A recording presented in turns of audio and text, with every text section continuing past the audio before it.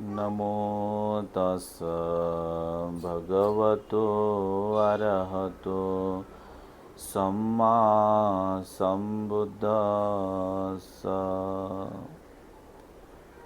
महान कारुणिक तथागत सम्यक संबुद्ध भगवंताचा सुविख्यात सद्धम्म, भगवंताचा सदा पूजनीय आर्य श्रावक संघ या तिन्ही रत्नांना सर्वप्रथम अभिवादन करतो।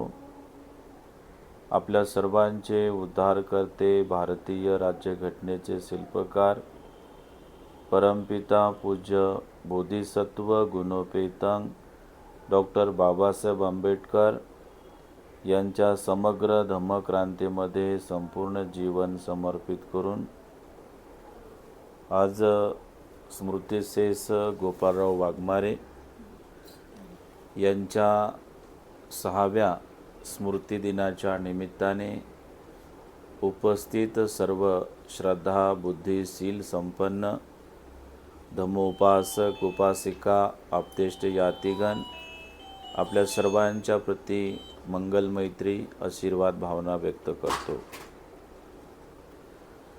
सद्धम्मामध्ये भगवान तथागतांनी जे काही मानव जातीला उपदेश केलेला आहे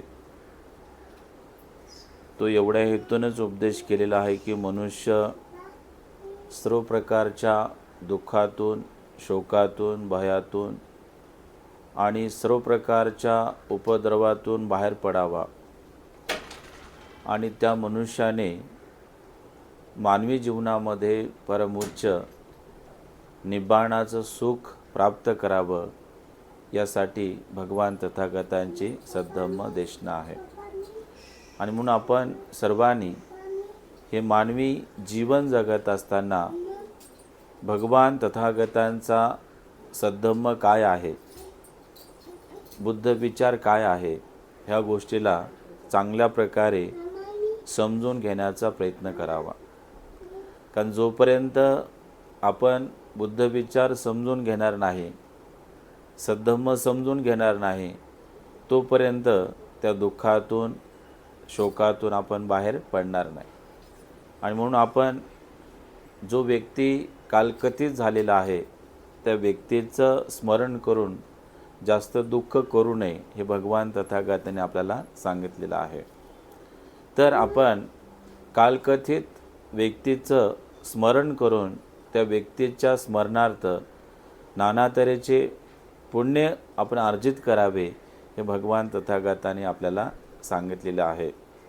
आजचा जो हा आपण पुण्यस्मरण दिवस करत आहोत तर हा वर्तमान काळामध्येच विधी घेतला जातो असे नाही, तर या संस्काराची सुरुवात म्हणजे ज्यावेळेस भगवान तथागत बुद्ध हयातीत होते तेव्हापासून झालेले आहे। तुम्हाला एक उदाहरण सांगतो की जे भगवान तथागतांचे अतिशय जवळचे महान त्यांचे शिष्य भंते सारिपुत्र होते। आणि सारिपुत्र भंतेजी प्रज्ञेमध्ये खूप आग्रह होते, त्यांच्यामध्ये प्रचंड बुद्धिमत्ता होती, त्यांच्यामध्ये प्रचंड प्रज्ञा होती। एकदा भगवान भिक्षूंसोबत बसले होते तर त्यावेळेस असा पाऊस पडत होता आणि पाऊस पडत असताना भगवंताने त्या पावसाच्या सरी बघितल्या आणि भिक्खू संघाला बघितले आणि त्यामध्ये अरहंत सारिपुत्र भंतेंना बघितले। तर त्यावेळेस भगवान भिक्षूंना म्हणतात की हे भिक्षूंनो, सारिपुत्र इतके महान आहेत, इतके प्रज्ञावान आहेत, मी जर त्यांना विचारले की सारिपुत्र आता जो पाऊस पडत आहे तर या पावसाच्या एकसाथ किती सरी पडत आहेत, एकसाथ सोबत असे विचारले तर सारिपुत्र अगदी एका सेकंदामध्ये सांगू शकतात की भगवान आता पावसाच्या सरी एवढ्या पडत आहेत, एवढे थेंब आता पावसाचे पडत आहेत। इतकी महान त्यांची प्रज्ञा आहे, त्यांची ते बुद्धिमत्ता आहे। तर सारिपुत्र भंतेजी एकदा भगवान तथागतांच्या गंधकुटीमध्ये गेले आणि भगवंताला विनम्रपणे अभिवादन केले आणि अभिवादन करून भगवंताला म्हणाले की भगवान, मला आता महापरिनिर्वाण साध्य करायचं आहे। लक्षात, मला या जगाचा निरोप घ्यायचा आहे, तर तुम्ही मला अनुमती द्यावी महापरिनिर्वाण साध्य करण्यासाठी, घेण्यासाठी. तर ही महापरिनिर्वाण घेण्याची माझी इच्छा आहे, ते माझं जे मूळ गाव आहे नालंदा. नालंदा पाहिलं असेल आपण. तर नालंदामध्ये जाऊन तिथे मात्र मला परिनिर्वाण घ्यायचे आहे, तर आपण मला तशी अनुमती द्यावी. बघा, जे सत्पुरुष असतात, जे अरहंत असतात, जे बुद्ध असतात, जे पचक बुद्ध असतात, त्यांचं मरणसुद्धा त्यांच्या हातामध्ये असते. सामान्य व्यक्ती कधी जन्माला येतो आणि त्याचा अंत कधी होतो आपण काही सांगू शकत नाही. आपण सांगू शकतो का की मी आता 80 वर्ष जगणार आहे, 100 वर्ष जगणार आहे, 90 वर्ष जगणार आहे? आपण सांगू शकत नाही. एक आशावादी राहू शकतो की मला एवढं जगायचं आहे, पण एवढे जगणारच हे आपण ठामपणे सांगू शकत नाही. पण अरहंत जे असतात ते अरहंत आपलं मृत्यू मात्र सांगू शकतात. आलं लक्षात? कारण अरहंत पूर्ण मृत्यूवरती सुद्धा त्यांनी विजय प्राप्त केलेला असतो. ते कधीही जन्माला येत नाहीत आणि कधी पण अचानक असे ते मरत नाहीत, कारण त्यांची तेवढी पुण्यपारमिता असते की त्यांना त्यांचं मरणसुद्धा दिसत असतं की आता मी मरणार आहे, किंवा त्या मरणाला थांबवण्याची शक्ती पण त्या अरहंत मध्ये असते आणि सम्यक सम बुद्धांमध्ये सुद्धा असते. तुम्हाला माहीत असेल की भगवान तथागत माघ पौर्णिमेला भंते आनंदाला बोलले होते की आनंदा, येणाऱ्या 3 महिन्यानंतर मी महापरिनिर्वाण घेणार आहे. तर भगवान पहिल्यांदा बोलले तर आनंद शांत राहिले, दुसऱ्यांदा बोलले तरी आनंद शांत राहिले, आणि तिसऱ्यांदाही भगवान बोलले. बोलून झाल्याच्या नंतर आनंद भंतेजी भगवंताला म्हणाले की भगवान, तुम्ही जर महापरिनिर्वाण साध्य केले तर तुमच्या जाण्याच्या नंतर आमचा शास्ता कोण असेल, आमचा मार्गदर्शक कोण असेल, आमचा गुरु कोण असेल? भगवान, तुम्ही आताच काही निर्वाण साध्य करू नका, महापरिनिर्वाण घेऊ नका तुम्ही. तर त्यावेळेस भगवान बुद्ध आनंदाला काय सांगतात की आनंदा, मी तुला पहिल्यांदा विचारले, मी तुला दुसऱ्यांदा विचारले, जर दुसऱ्यांदा तू ऐकून असं म्हणाला असता की भगवान तुम्ही आताच महापरिनिर्वाण घेऊ नका, तर भगवान बुद्ध कल्पवर्षापर्यंत जिवंत राहिले असते.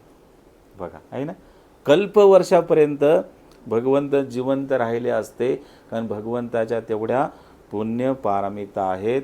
भगवान बुद्ध असे असतात आनंदा की त्यांनी आपल्या मृत्यूवरती सुद्धा विजय प्राप्त केलेला असतो. भगवंत कधीही मरत नाहीत आणि भगवंत कधीही जन्माला येत नाही, तर त्यांचा वेळ आणि काळ ठरलेला असतो. तेव्हाच ते जन्माला येतात आणि तेव्हाच ते मृत्यूसुद्धा साध्य करत असतात.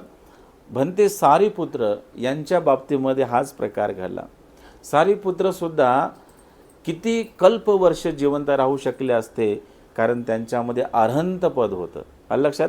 अरहंत या शब्दाचा अर्थ होतो की ज्या व्यक्तीने जिवंत असताना सर्व प्रकारच्या तृष्णेवरती विजय प्राप्त केला, आहे की नाही, त्याला अरहंत म्हणतात. जो व्यक्ती राग, लोभ, द्वेष, ईर्ष्या, अहंकार, मोह, माया ह्याच्यातून परे आहे, बाहेर पडलेला आहे, त्यालाच अरहंत म्हणतात. आणि असा व्यक्ती मृत्यूवरती पण विजय प्राप्त करू शकतो. तर भगवंताची सारीपुत्रानं आज्ञा घेतली, अनुमती घेतली की भगवान मला माझ्या गावी जायचं आहे आणि नालंदामध्ये महापरिनिर्वाण साध्य करायचं आहे, कृपया मला अनुमती द्यावी. तर भगवान बुद्ध सारीपुत्राकडे बघतात, स्मित हास्य करतात आणि म्हणतात की होय सारीपुत्रा, मी तुम्हाला महापरिनिर्वाण घेण्याची अनुमती देत आहे, तुम्ही जाऊ शकता. तर भगवान बुद्ध स्वतः गंधकुटीमधून आपल्या आसनावरून उभे राहतात आणि उभं राहून सारीपुत्राच्या सोबत गंधकुटीच्या बाहेर येतात. आणि बाहेर आल्यावरती बाहेर मात्र प्रचंड भिक्खू संघ असतो आणि त्या भिक्खू संघाला भगवान बुद्ध म्हणतात की हे भिक्षूंनो, प्रज्ञेमध्ये अग्र असलेले सारीपुत्र आता नालंदामध्ये जाणार आहेत आणि ते आता महापरिनिर्वाण घेणार आहेत. तर तुम्ही काय करा, अरहंत प्रज्ञावान सारीपुत्राचे वंदन करा. त्यांना तुम्ही अभिवादन करा, कारण ते खूप ज्येष्ठ आहेत, ते खूप श्रेष्ठ आहेत. त्यांना तुम्ही अभिवादन केले तर तुमची महान पुण्यपारमिता वाढेल. भगवंता काय म्हणतात की सिलवान भिक्षूंचे दर्शन करणे, सिलवान भिक्षूंकडून धम्मश्रवण करणे आणि सिलवान भिक्षूंना दान धर्म करणे, सिलवान भिक्षूंची सेवा करणे हे महान पुण्यपारमितेचं कारण ठरत असते. तर हे भिक्षूंनो, तुम्ही सारीपुत्राचे वंदन करा, कारण तुम्हाला पुन्हा मात्र सारीपुत्र बघायला मिळणार नाही आहेत. उपस्थित सर्व भिक्खूंची भगवंताच्या प्रती, सारीपुत्राच्या प्रती महान अशी श्रद्धा होती. आणि ते सर्व भिक्षू असा विचार करत आहेत की हे भिक्षूंनो, एकमेकाला बोलत आहेत ते, हे भावांनो, की भगवान बुद्ध स्वतः आसनावरून उभे राहिले आणि गंधकुटेच्या बाहेर सारीपुत्राच्या सोबत चालत चालत आले आणि भगवान बुद्ध सारीपुत्राची स्तुती करत आहेत, त्यांची महानता सांगत आहेत. तर खरंच सारीपुत्र किती अग्र असतील, महान असतील, श्रेष्ठ असतील. आपण सारीपुत्राला अभिवादन करू. सर्व भिक्षूंनी सारीपुत्र भिक्षूंना अभिवादन केले आणि अभिवादन करून जे सारीपुत्राचे श्रेष्ठ आचरण होते, जे श्रेष्ठ शील होते, जे श्रेष्ठ त्याग होता, श्रेष्ठ त्यांची प्रज्ञा होती, श्रेष्ठ त्यांचं आचरण होतं, त्या सर्व गोष्टी भिक्खूने ॲक्सेप्ट केल्या आणि सारीपुत्रासारखं ते आचरण करू लागले. आणि त्यावेळेस मात्र ज्या ज्या भिक्षूंनी सारीपुत्रासारखं श्रेष्ठ आचरण केलं, शुद्ध आचरण केले, ते सर्व भिक्षू मात्र सारीपुत्र भंतेसारखे अरहंत बनले, सारीपुत्र भंतेसारखे प्रज्ञावान बनले. आणि सारीपुत्र भंतेस त्या ठिकाणाहून निघून जातात नालंदाला. तर नालंदामध्ये जाऊन ते आपला शेवटचा श्वास घेतात, नाही का. पूर्ण स्मृतीपूर्वक असतात ते. जे अरहंत भिक्षू असतात, ते अरहंत भिक्षू मात्र असं बेहोशीमध्ये कधी मरत नाहीत.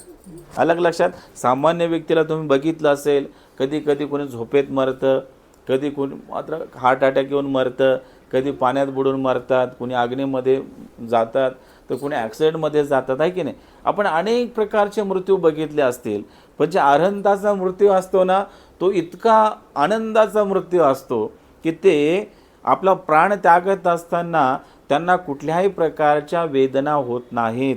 तुम्ही मरणारे लोक पाहिले असतील ना, कसे बरं हातपाय खोरून खोरून मरतात, हातपाय वाकडे करून मरतात, आहे की नाही.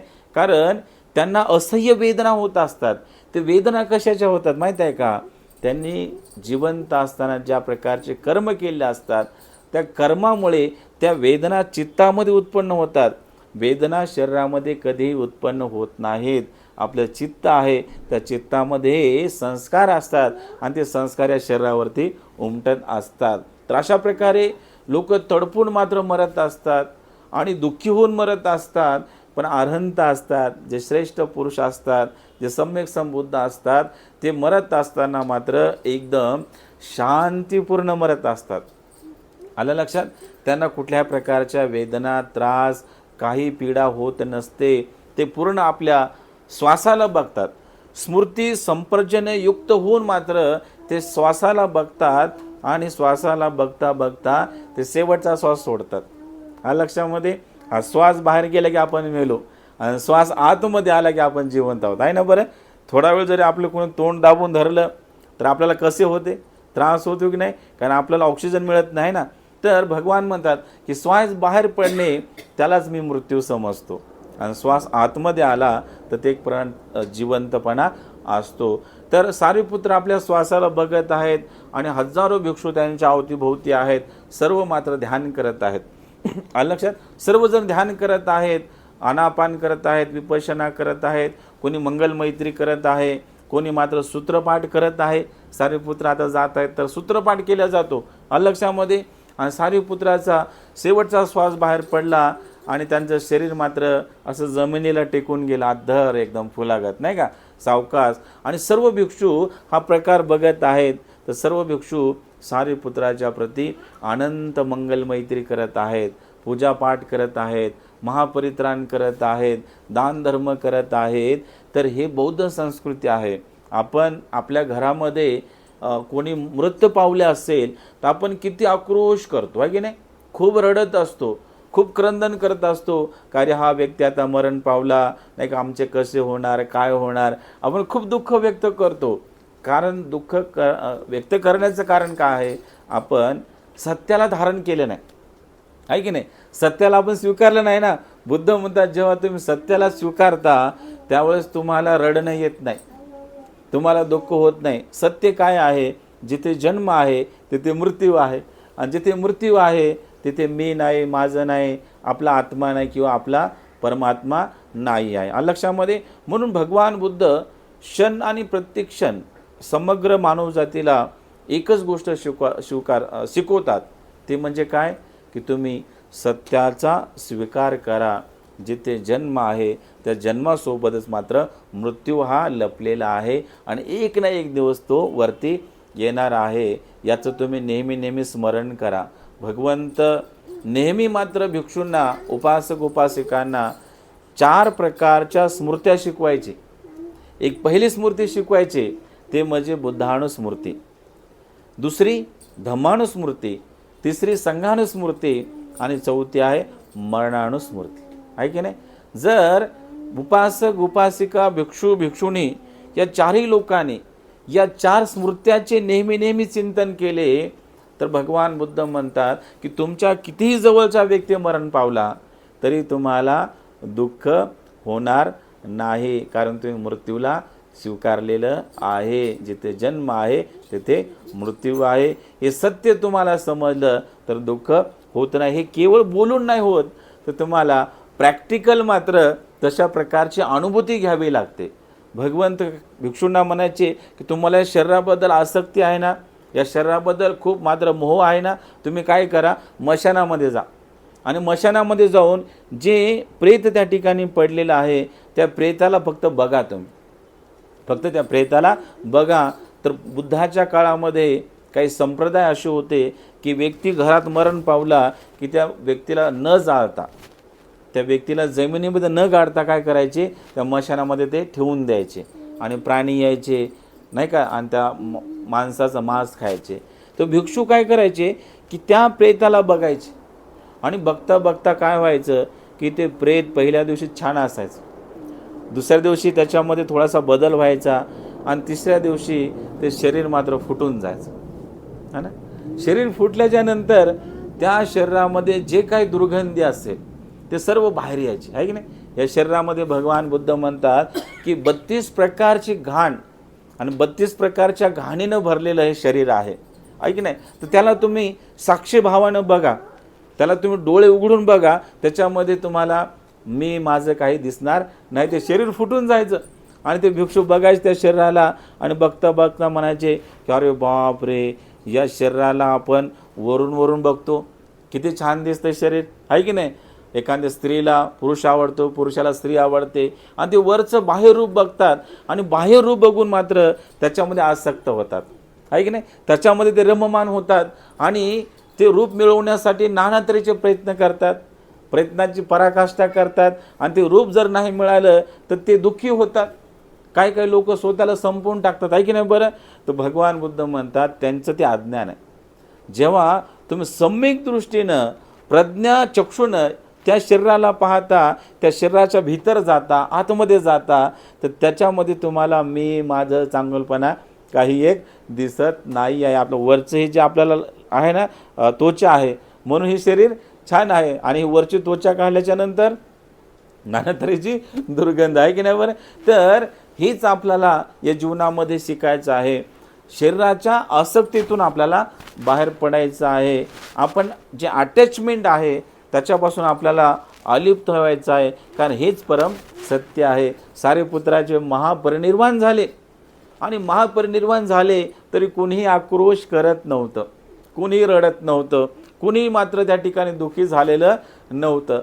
सर्वजण एकदम शांत होते, कारण तिथं सगळेच लोक कसे होते, प्रज्ञेमध्ये आग्रह होते, आणि त्या सर्व लोकांनी अनित्य, अनात्म आणि दुःख या तिन्ही गोष्टीला जाणून घेतलेले होते. त्याच्यामुळं कुणालाही सारीपुत्राच्या निर्वाणानंतर दुःख झाले नाही. त्यांना समजलं जसे सारीपुत्र आज महापरिनिर्वाणाला ते गेलेत, तसेच उद्या आम्हाला सुद्धा जायचं आहे. हा भाव त्याने चित्तामध्ये उत्पन्न केला, आणि सारीपुत्राच्या शरीराला अग्निसंस्कार दिला, अग्निसंस्कार दिल्याच्या नंतर सारीपुत्राचे जे धातू होते त्याला अस्थि धातू म्हणतात, आहे ना. ते अस्थि धातू मात्र एका मडक्यामध्ये जमा केले आणि त्याच्यानंतर सारीपुत्र भन्तीचं असं चिवर असेल, मृत्यूच्या नंतर भिक्षापात्र असेल किंवा त्यांच्या वापरात येणाऱ्या वस्तू असतील, ते सर्व वस्तू सर्व मात्र अस्थि धातू भगवान तथागत सम्यक संबुद्धांच्या पुढे ठेवण्यात येतात. आणि तेव्हासुद्धा भगवान बुद्ध काय म्हणतात भिक्षूंना, नालंदाच्या भिक्षूंना म्हणतात, हे भिक्षूंनो, तुम्ही अरहंत सारीपुत्राच्या अस्थि धातूचे दर्शन करा. अस्थि धातूचे दर्शन केल्याने काय होईल, तुम्हाला महापुण्याचा लाभ मिळेल, तुमची पुण्य पारमिता जागेल, वाढेल. तुम्ही त्या अस्थि धातूचे दर्शन करा. तुम्ही सारीपुत्राच्या चिवरचे वंदन करा. तुम्ही सारीपुत्र भन्तेंच्या भिक्षापात्राचे वंदन करा. तुम्हाला महान असा पुण्याचा लाभ होईल. त्यावेळेस सगळे भिक्षू तिथले काय म्हणतात की अरे शास्ता भगवंत आपले गुरु सारीपुत्र भन्तेंच्या पश्चात त्यांच्यानंतर सुद्धा त्यांच्या अस्थीचं गुणगान करतात, त्यांच्या वस्त्राचं गुणगान करतात, त्यांच्या त्यागाचं गुणगान करतात. सारीपुत्र किती महान असतील बरं. आणि सर्व भिक्षू मात्र त्या ठिकाणी अरहंत सारीपुत्र भन्तेंच्या अस्थि धातूचं दर्शन करतात. दर्शन केल्याबरोबर काही भिक्षूंना प्रज्ञाचक्षु उत्पन्न झाला. बघा, काही भिक्षूंना प्रज्ञाचक्षु उत्पन्न झाला, त्यांच्या डोक्यामध्ये दिव्य प्रकाश उत्पन्न झाला. भिक्षूच्या सारीपुत्राच्या अस्थि धातूचं दर्शन केल्याबरोबर काही भिक्षू आश्रवातून बाहेर पडले, रागातून, द्वेषातून, ईर्ष्येतून, मीपणातून काही भिक्षू लगेच बाहेर पडले. काही भिक्षू मात्र कामतृष्णा, भवतृष्णा, विभवतृष्णा याच्यातून ते लगेच बाहेर पडले आणि सारीपुत्राचं गुणगान ते सर्वजण गाऊ लागले. त्यावेळेस भगवान तथागत सम्यक संबुद्ध म्हणतात की हे भिक्षूंनो, जसे सारीपुत्र आपल्यामध्ये जिवंत असताना आपण त्यांच्याप्रती कृतज्ञता व्यक्त करत होतो, त्यांच्याप्रती आदर ठेवत होतो, त्यांच्याप्रती गौरव करत होतो आपण, आता त्यांच्या जाण्याने सुद्धा आपल्याला त्यांचा आदर करायचा आहे, त्यांचा गौरव करायचा आहे. त्यांना कधीही आपल्याला विसरायचं नाही आहे. तर आपण काय करू, सगळेच जण एकत्रित येऊन सारीपुत्रांचे आपण पुण्यस्मरण करू. बघा, भन्ते सारीपुत्र निर्वाणाला साध्य झाल्याच्या नंतर भगवंतानी हा धम्मसंस्कार करण्याची परंपरा सुरू केली. भगवान तथागत म्हणतात की जो व्यक्ती आपल्यामध्ये होता त्या व्यक्तीचे कळत न कळत आपल्यावरती काही ना काहीतरी उपकार असतात. आलं लक्षात? त्यांचे काही ना काहीतरी आपल्यावरती ऋण असतात. तर त्या ऋणांचं स्मरण करून, त्यांच्या कार्यांचं स्मरण करून आपण काय केले पाहिजे, तर मृत व्यक्तीच्या चित्ताला सुगती प्राप्त होण्यासाठी, त्या व्यक्तीचं चित्त पूर्ण निसर्गामध्ये डिस्ट्रॉय होण्यासाठी, पंच उपादान स्कंद निसर्गामध्ये विलीन होण्यासाठी आपण काय केले पाहिजे, तर आपल्या घरामध्ये त्या व्यक्तीचं स्मरण करून बौद्ध भिक्षूंना आमंत्रित करून बुद्ध पूजेचा पाठ केला पाहिजे. त्याच्यानंतर आपण भिक्षूंना 4 प्रत्ययाचं दान दिले पाहिजे. अलक्षामध्ये पहिलं दान आहे भोजनाचं दान, चिवर दान, भिक्षापात्राचं दान, औषधाचं दान, अष्टपरिस्काराचं दान. जे अतिआवश्यक लागणाऱ्या गोष्टी आहेत संघाला, त्याचा आपण दान धर्म करण्याचा प्रयत्न केला पाहिजे. यामधूनच पुण्याचा उगम होणार आहे, पुण्याचा संचय होणार आहे. आणि तेच पुण्य मग आपण काय करत असतो, कालकथित व्यक्तीच्या चित्ताला अर्पण करत असतो. भगवंत म्हणतात की 2 प्रकारचे पुण्य अर्पण केल्या जातात. एक म्हणजे हाताने हाताच्या द्वारे लक्षामध्ये पुण्य अर्पण केल्या जाते, आणि दुसरं चित्तं चित्तंती म्हणजे एक चित्त दुसऱ्या चित्ताला पुण्य अर्पण करू शकते. आता तुम्ही म्हणाल की आमचे बाबा कालकथित झालेले आहेत, त्यांना कसे पुण्य मिळणार? तर आता ते फिजिकली आपल्यामध्ये नाही आहेत. आपण बऱ्याचशा घरामध्ये बघितले असेल, मी तरी बघितले की व्यक्ती मृत पावल्याच्या नंतर त्या व्यक्तीच्या फोटोच्या पुढे मात्र त्या व्यक्तीला जे ज्या गोष्टी आवडतात खाण्याच्या, त्या सर्व गोष्टी मात्र त्या फोटोच्या पुढे ठेवण्यात येतात आणि म्हणतात हे आम्ही आमच्या बापाला भोजनाचं दान देतो. बाप जिवंत असता जर तुम्ही भोजन दिले असते तर त्याने ते प्राशन केले असते. आता ते तर मृत पावलेले आहेत, फिजिकली आपल्यामध्ये नाही आहेत, तर त्या व्यक्तीला तुमच्या भोजनाची आवश्यकता नाही आहे, तुमच्या कपड्याची आवश्यकता नाही आहे. काही लोक कपडे ठेवतात आहे की नाही. एखादा व्यक्ती व्यसन करणारा असेल तर ते तशा प्रकारचं द्रव्य त्या फोटोच्या पुढे ठेवतात आहे की नाही. बऱ्याच ठिकाणी आम्ही बघितलेलं आहे. तर आता ह्या गोष्टी करून त्या व्यक्तीला मात्र काही मिळत नसते. एखादा व्यक्ती जिवंत आपल्यामध्ये आहे तेव्हा त्यांना तुम्ही जे द्यायचं ते द्या, पण मृत्यूच्या नंतर तुम्ही स्वतः जे पुण्याचा संचय करता, पुण्याचा संचय कशातून होत असतो तर भगवान तथागतांची पुष्पाने, धूपाने, दीपाने पूजा केल्याच्या नंतर पुण्याचा संचय होतो. त्याच्यानंतर भगवंताची त्रिरत्नाची वंदना केल्याने, परित्राणपाठ श्रवण केल्याने आणि संघाला पूर्ण आदरपूर्वक घरी आमंत्रित करून दान धर्म करून हा पुण्याचा संचय होत असते. आणि हा पुण्याचा संचय तुमच्या शरीरामध्ये नाही होत, तुमच्या अंतर्मनामध्ये होत असतो. आणि हेच पुण्यकर्म तुम्ही कालकथित व्यक्तीच्या चित्ताला अर्पण करू शकता. चित्तं चित्तंती, आलं लक्षात. एक चित्त दुसऱ्या चित्ताला पुण्य अर्पण करू शकते. ही बौद्ध धर्माची संस्कृती आहे. आणि म्हणून आपण कधी असा विचार करू नये की आमच्या घरातला व्यक्ती मरण पावला आणि आता त्यांचा आम्ही संस्कार केला आणि आता त्या व्यक्तीचं अस्तित्व संपलं, त्या व्यक्तीचा आणि आमचा आता काही एक संबंध नाही, अशी भावना आपल्या मनात कधीही असता कामा नये. भगवान म्हणतात की सामान्य व्यक्ती मृत पावल्याच्या नंतर फक्त त्याचं शरीर मरत असते, पण चित्त जे आहे ना ते चित्त, त्या चित्तामध्ये नाना तऱ्हेचे विकार असतात, नाना तऱ्हेच्या आसक्त्या असतात आहे की नाही. आणि त्याच्यामुळे त्या व्यक्तीचं चित्त काय मरत नाही. ते चित्त मात्र 7 दिवसांनी 21 दिवसांनी पुन्हा मात्र या दशसहस्त्र लोकधातूमध्ये विचरण करत असते कर्माच्या आधारे. अलग अलग लक्षामध्ये फक्त चित्त त्याच व्यक्तीचं मरते जो व्यक्ती सम्यक समृद्ध आहे, जो व्यक्ती अरहंत आहे. लक्षामध्ये 2च व्यक्तीचे चित्त असे असतात त्या शरीरासोबत ते मरत असतात आहे की नाही. पण सामान्य व्यक्तीचं चित्त हे मरत नाही. श्रोतापन्न, सकृतागामी, अनागामी या 3 अवस्थेला प्राप्त झालेल्या व्यक्तीचं चित्त पण मरत नाही. हे किती महान गोष्ट आहे, अलग लक्षात. आणि म्हणून भगवंताने सांगितलं की आपण आपल्या घरातल्या मृत व्यक्तीचं स्मरण करून त्या व्यक्तीच्या चित्ताला नेहमी नाना तऱ्हेचे पुण्य अर्पण करण्याचा प्रयत्न केला पाहिजे. आणि हे पुण्य या सर्व गोष्टीच्या माध्यमातून होत असतं. आणि याच पुण्यकर्मावर आपण सत्यक्रिया करायची असते.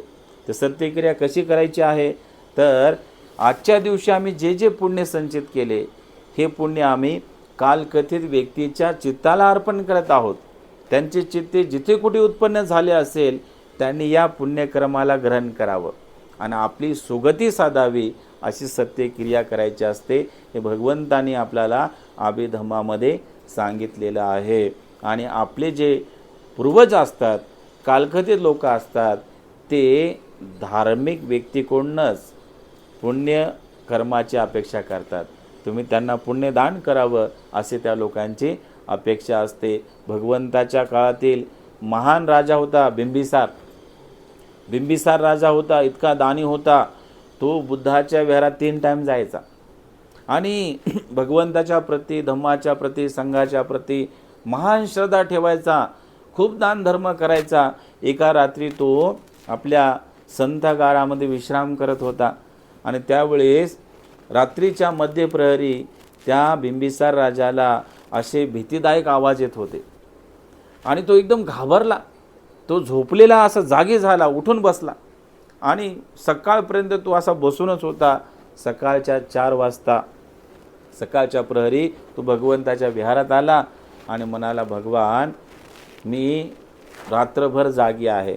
भगवंताने विचारले की काय तुम्हाला कष्ट झाले, तुम्हाला कुठल्या राजाने काय त्रास दिला का.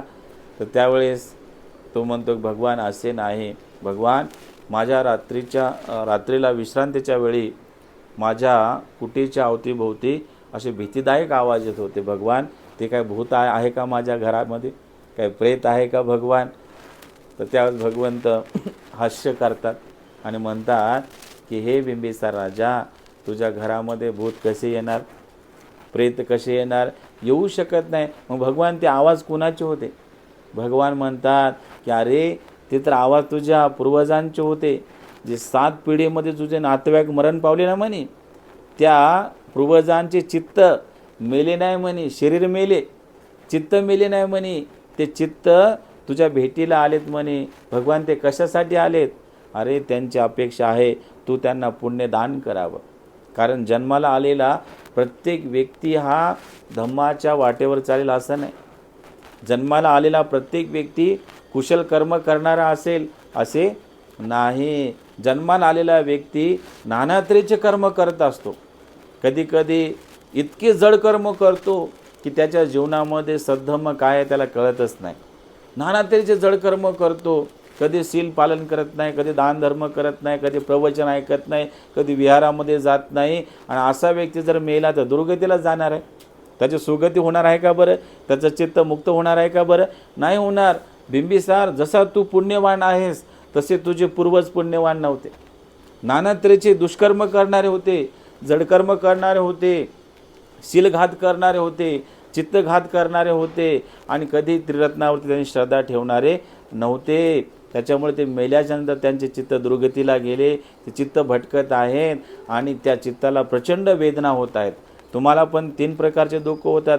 शारीरिक होते दुःख, कधी कधी मानसिक दुःख होते आहे की नाही, कधी कधी वाचिक दुःख, काही ना काहीतरी दुःख होत राहते तुम्हाला.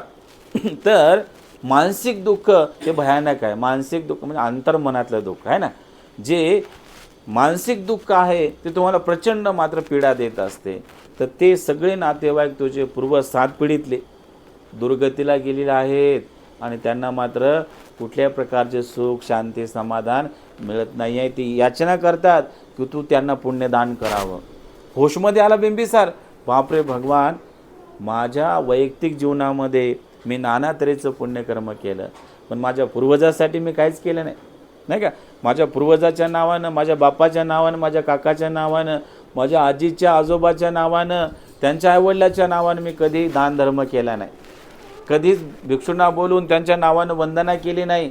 कधीच मात्र संघदान केले नाही. भगवान, मी आता त्यांच्या सुगतीसाठी महासंघदान करतो. भगवान, मला अनुमती द्या, तुम्ही परमिशन द्या, मला तुमचा वेळ द्या, आमच्या घरी या भगवान, मला त्यांच्या सुगतीसाठी पुण्य अर्जित करायचे आहे. तो भगवान तथागत म्हणाले की होय बिंबिसार राजा, आम्ही उद्याचं निमंत्रण स्वीकार करतो. तू तुझ्या पूर्वजांच्या नावाने महान घरामध्ये बुद्धवंदना कर, परित्राणपाठ श्रवण कर, दान धर्म कर, ते पुण्य तुझ्या पूर्वजांना आपण अर्पण करू. तर ही एक बौद्ध संस्कृती आहे. आज आपण संपूर्ण वाघमारे परिवाराने जोपासलेली आहे. निश्चितच आजच्या दिवशी जे काही तुम्ही सत्कर्म केलेलं आहे, हे सत्कर्म, हे पुण्यकर्म बाबांच्या चित्ताला नव्हे तर तुमच्या 7 पिढीमध्ये जेवढे नातेवाईक मृत्यू पावले आहेत, नाही का, तुमचे नावं माहीत असतील नसतील, त्या सर्वांना हे पुण्याचं मिळालेलं आहे लक्षामध्ये. आणि याच पुण्याच्या आधारे त्यांना सुगती लाभणार आहे. निश्चितच मृत व्यक्तीच्या चित्ताला याचे महान लाभ आहेत, पण वर्तमान काळामध्ये जेवढे तुमचे नातेवाईक असतील त्या सर्व नातेवाईकांना पण याचे लाभ आहेत. परिवारातील संपूर्ण लोकांना आजच्या या पुण्यकर्माचे लाभ आहेत. तर आजच्या या प्रसंगी आपला अधिक वेळ न घेता एवढा शुभ संदेश देतो आणि इथेच थांबतो. भवतु सब्ब मंगलं, सर्वांचे जय मंगल हो, कल्याण हो, सुखी हो.